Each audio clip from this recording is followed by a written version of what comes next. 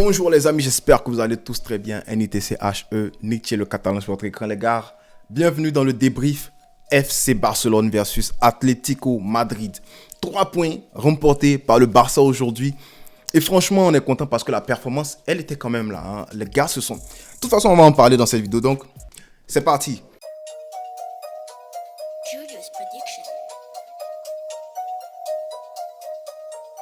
Alors les gars, 11 que Xavi propose cette fois-ci, c'est on n'échange jamais l'équipe qui gagne. En fait, toi tu connais, Xavi lui c'est un joueur de FIFA. C'est un joueur de FIFA. Frérot, une équipe qui gagne, tu vas changer ça pourquoi? Non. Donc Xavi aujourd'hui qui reconduit un 11 et franchement, ça date de quand hein? La dernière fois que Xavi a reconduit un 11. Donc aujourd'hui, on a Iñaki Peña dans les buts. Oh là là là là, on va commencer directement à parler des mecs parce que ce petit-là, ce gamin, il a fait des arrêts sensationnels aujourd'hui. Iñaki Peña, petit, reste là. Quand Ter Stegen va partir, c'est toi qui seras le numéro 1. Parce que déjà, le coup franc de Memphis Depay, enlevé in extremis par le petit là, franchement, c'est à respecter parce que Iñaki Peña, souvent je dis Iñaki Williams, Iñaki Peña, c'est grâce à lui aujourd'hui que le Barça prend les 3 points. On va parler du protagoniste. Hein. On va parler du protagoniste lui-même qui est antagoniste de l'autre côté. Mais vous savez que je parle de Félix bien sûr. Mais Iñaki Peña, il a quelque chose à jouer là dans ces 3 points récupérés par le Barça là. Bon, disons vite fait qu'il y a 1,5 point, c'est lui qui donne au Barça. Parce que même, il a été auteur d'un gros save, je crois que c'était contre Correa si je ne me trompe pas, ou Memphis Depay, je ne me rappelle plus qui a tiré. Mais la forte main droite. En fait, la main droite qu'il a posée là, c'est digne d'une main droite de Itadori, voilà, dans Jujutsu Kaisen. Parce que non, mais tu sens que le mec, il a mis son énergie au culte même d'un... Ah! Non, mais il a tué. Parce que la main qu'il a déposée là. Non, mais franchement, il te gifle avec ça, toi-même, tu dors. Parce que la frappe qui a été envoyée sur lui, franchement, moi, j'ai vu ça déjà. Il a juste posé sa main là, comme ça, main ferme, boum, il a enlevé le ballon, puis il dit, ouais, le petit. Tu vois même la célébration de Cancelo, de Christensen, ouais, il était sur le Christensen, de Cancelo, de Koundé. Les gars ont célébré parce que ça vaut 3 points. Ça vaut 3 points. Donc, Iñaki, on va pas encore ouvrir de dossier sur toi parce que, voilà, il est jeune et tout, on va pas mettre des trucs sur lui, voilà, on va mettre de grosses responsabilités sur lui, mais ça, il est auteur d'un très grand match. Et sachez que pour un gardien, sortir là, venir là comme ça en tant que gardien remplaçant, et on a besoin de lui, il sort 2 matchs excellents là. Franchement, petit, on attend la confirmation contre Girona. On attend la confirmation, mais il faut l'aduler, il faut le respecter, il faut respecter cette performance de Iñaki Peña là. Chapeau, c'est à saluer petit. Et la défense, pour moi, cette défense là, c'était quand même correct, c'était quand même solide. Inigo a été, je pense qu'il a été forfait à la dernière minute, mais Christensen, il a joué le ballon, il a joué le jeu. Ce qui m'énerve en fait, c'est que les gars se sont fait avoir plusieurs fois. Surtout dans l'axe là, il y a eu des moments où tu te demandes mais qu'est-ce qui se passe? Exemple, on centre et puis Cancelo, mon gars, toi tu es le dernier défenseur, il saute, il n'atteint pas le ballon, mais franchement j'avais envie de lui donner même 2-3 cm. Mais il y a quoi? On a failli prendre un but, c'est parce que Correa, il ne suivait pas sur cette action là, qu'il n'a pas pu contrôler, sinon il contrôlait, il marquait derrière. Bon, peut-être que Iñaki allait nous sortir une parade voilà, digne d'un Jujutsu Kaisen saison 4, mais faut dire que Cancelo, franchement, il m'a fait peur sur cette occasion-là. Cancelo aussi m'a fait peur. Il y a des moments où il dribble, il entend de sortie. Mais frérot, il libère le ballon, mais il veut continuer dans sa lancée. Il s'en va, il fait une faute. D'ailleurs, même la faute de Cancelo. Supposée faute de Cancelo sur Correa, qui mérite un carton jaune. Mais l'arbitre, c'est en face de toi, c'est à 2 mètres de toi. Cancelo, il shield le ballon, il couvre son ballon avec ses bras. C'est ce que tout le monde fait. L'arbitre lui met un jaune comme s'il avait coudé quelqu'un. Mais l'arbitre, il a eu quel problème aujourd'hui? Franchement, il faut ouvrir un dossier sur ce gars-là parce que moi, il m'énerve. Je vous dis la vérité. Si on perdait ce match-là, l'arbitre avait quelque chose dedans. Mais il y avait quelqu'un d'autre qui avait sa faute dedans, c'est Lewandowski. On va parler de lui tout à l'heure. Non, mais l'arbitre, il avait quel problème? C'est-à-dire que on n'a pas le ballon, on tacle, faute. On a le ballon, on protège, faute. On a le ballon, on tacle, faute. Tout ce qu'on fait là, c'est faute. Et lui-même, il y a un moment, il est venu jouer contre nous-mêmes. Même les supporters m'ont hué. Parce que frérot, Gundogan a le ballon, il veut passer, il vient, il fait écran. Tu crois qu'on est au basket ici, toi là? Fais attention à toi, hein, sinon on descend sur toi là-bas. Donc, Cancelo, frérot, faut faire attention. Parce que ça là, moi j'ai eu peur. J'ai eu peur qu'il prenne un rouge bête. Parce que souvent les rouges là, les arbitres vont, on va dire, va voir la VAR, c'est réversible et tout. Il va pas aller voir la VAR. C'est après, on va voir qu'il a fait une grave erreur, mais On a eu quand même un rouge et puis ça allait nous causer des problèmes. L'arbitre est Cancelo. Cancelo surtout. Faut faire attention parce que tes dribbles que tu as fait là, moi franchement j'avais peur. Sinon Cancelo, voilà, bon match aujourd'hui. Comment il s'appelle? Christensen aussi. Auteur d'un match solide, mais comme je l'ai dit, la paire Christensen-Araujo, en fait c'était un peu comme un trident parce que il y a des phases du match où c'était comme trois défensifs. C'était Koundé, Ronald Araujo et Christensen derrière. Voilà. Et Koundé, non. Koundé dans ce match-là, il a déposé les ballons sur la tête de Lewandowski, mais Lewandowski ne voulait pas marquer. On te donne un ballon, on te met un ballon sur la tête, tu viens prendre avec ton nez. On sait que tu as un long nez, mais frérot, c'est quoi? Mais marque-nous ça. Marque-nous ça. On t'envoie de beaux centres pour faire demi-volée. Tu envoies le ballon à Guenta, mais marque-nous ça. Il a cassé mes trucs ici à cause de Lewandowski. Faut marquer les trucs comme ça, tu envoies le ballon à Bobo. Si on avait perdu ce match, on avait fait un match nul, c'était Lewandowski.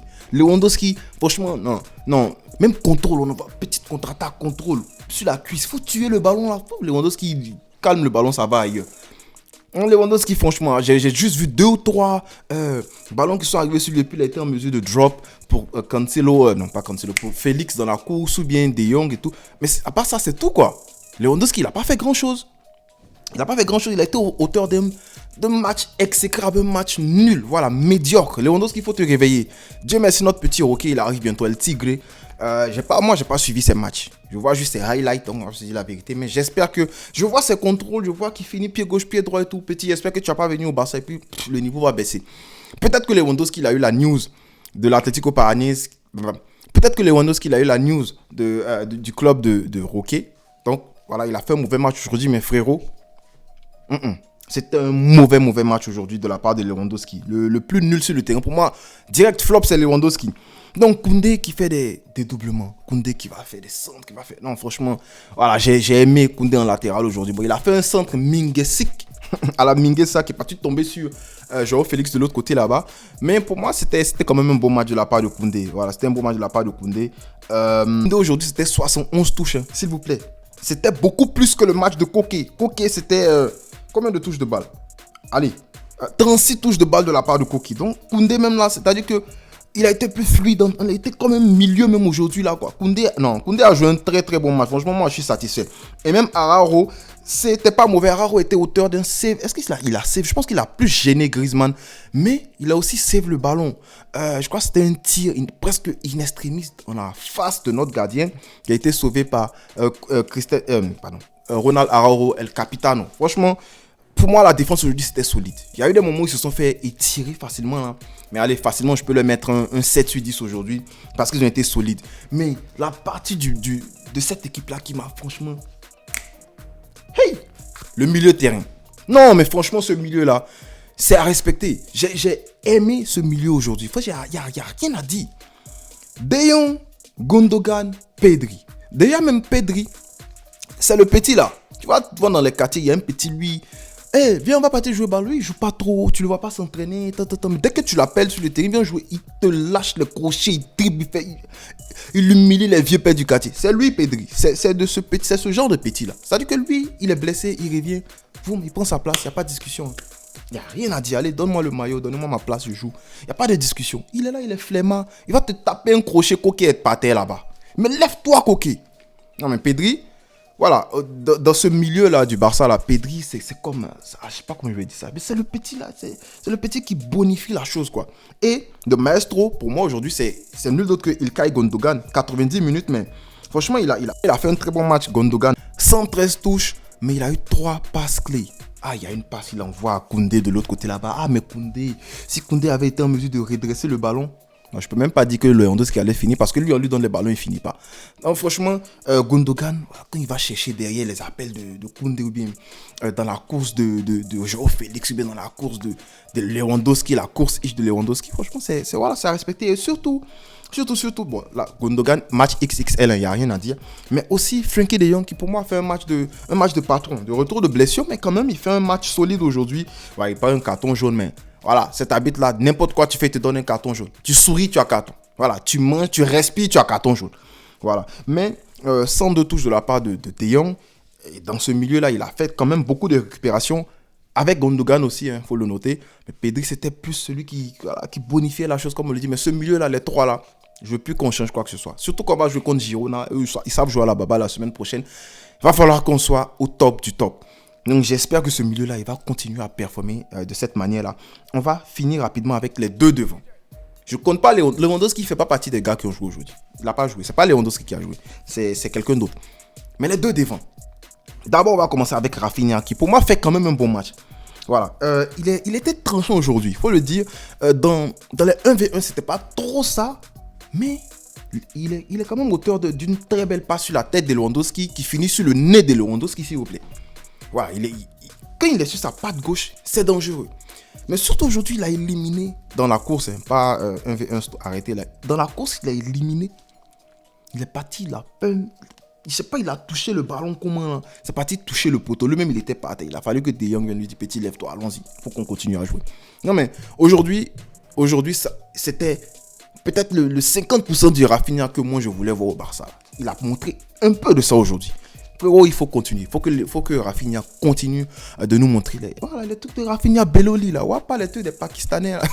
Pas les trucs du faux Rafinha qu'on nous avait envoyé là. Voilà, mais ce Rafinha aujourd'hui, c'est le Rafinha brésilien qu'on a vu à Leeds. C'est le Rafinha qu'on voulait voir au Barça.